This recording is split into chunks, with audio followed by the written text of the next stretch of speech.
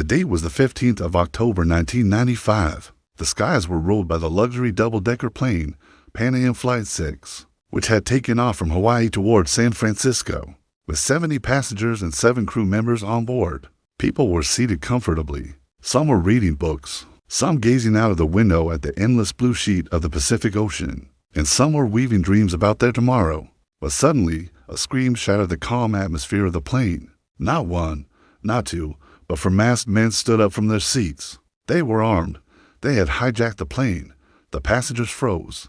The plane echoed with the cries of children and the panicked murmurs of adults. As soon as this news reached ATC, there was chaos on the ground. Rescue missions began preparations. But before anyone could react, just 5 minutes later, Pan Am Flight 6 disappeared from the radar forever. The initial cause, the hijackers had switched off the plane's location system.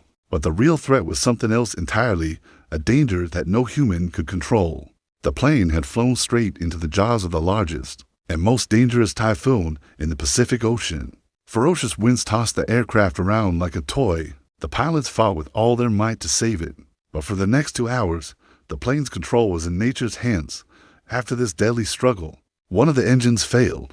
Moments later, the second engine also gave out. The plane became a ball of fire, plunging straight towards the ocean. As the aircraft was about to crash into the sea, some passengers mustered their courage, overpowered the hijackers, and jumped into the cold and unfamiliar ocean through a broken door. The plane hit the water with a massive explosion and sank. All around them for miles were only the terrifying waves of the Pacific Ocean. By a twist of fate, just 100 meters from the crash site, a rock jutted out of the ocean. With whatever strength they had left, the survivors swam towards it and clung on, soaked, shivering.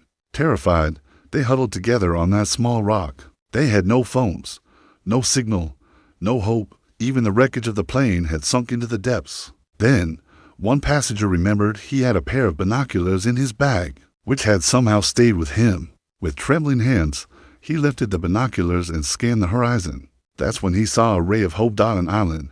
There's an island. Those who could swim didn't waste a second. They plunged back into the deadly ocean. Below them were dangerous sharks, dot above them, towering waves. But their will to live was stronger than all of it. After hours of struggle, only about 15 to 20 people managed to reach the sandy shores of that island.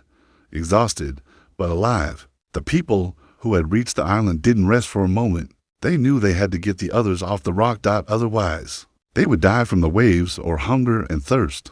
They gathered dry wood and vines from the island and somehow constructed a makeshift raft. Braving the ocean again with their fragile raft, they went back and forth several times, rescuing every single person stranded on the rock. When all 60 people finally gathered on that unknown land, before we continue the story, a small request. If this true event has touched your heart, please like this video and don't forget to subscribe. Your one click gives us the courage to bring more such stories to you. As days turned into weeks and weeks into months, they realized that help might never come.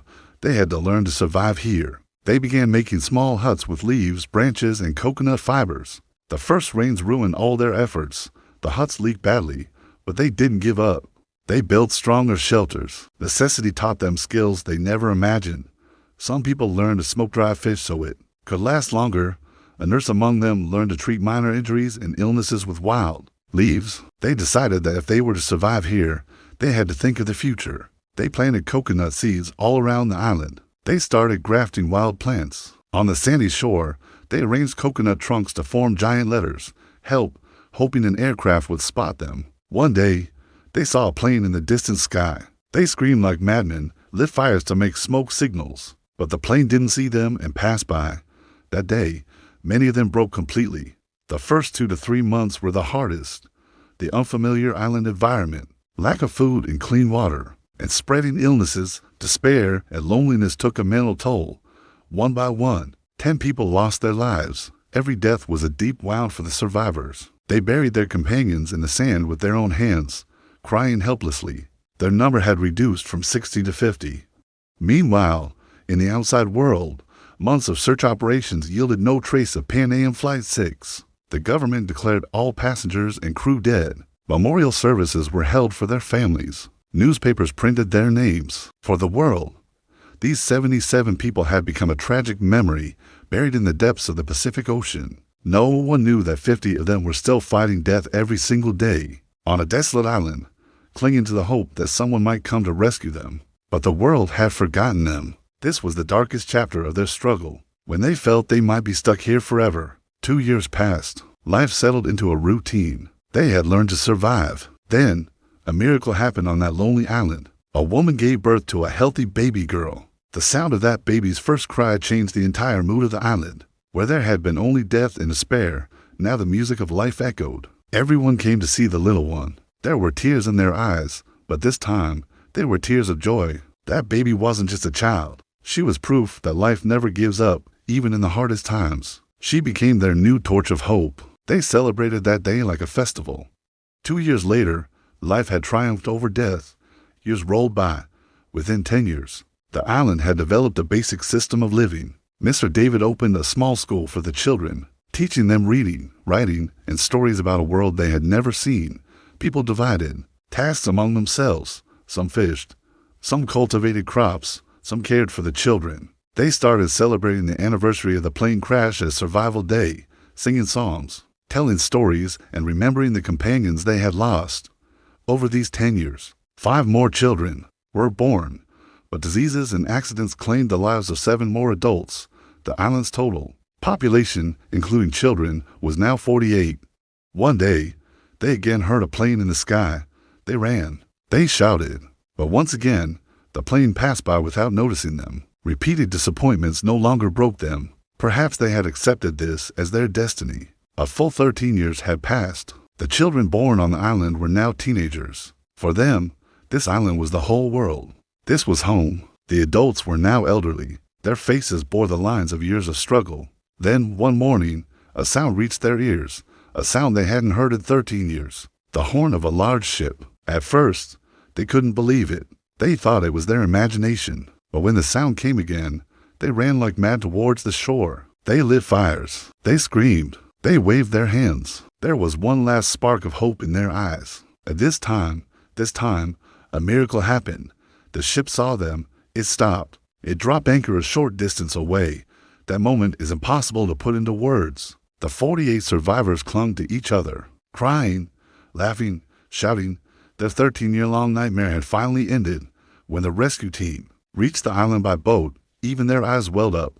They were looking at people whom the world had long considered dead. When these 48 people returned to the city, the world was stunned. They were no longer the same humans. The city lights, cars, buildings, everything felt strange to them. No one believed their story until a survivor's diary surfaced. That diary contained every day of their 13 years, every struggle, every death, every birth. When the media published those diary entries, people across the world wept. It was an unbelievable tale of human courage, determination, and the will to live. A book was later written about this true incident, called The Lost Survivors of Flight 6, 13 Years on the Island. Even today, this story teaches us that even the tiniest ray of hope can pierce through the darkest of nights, and the human spirit is stronger than any hardship. Friends, what did you feel about this heart-wrenching story of the 48 survivors? Can you imagine what it would be like to spend 13 years on a deserted island? Share your thoughts in the comments below.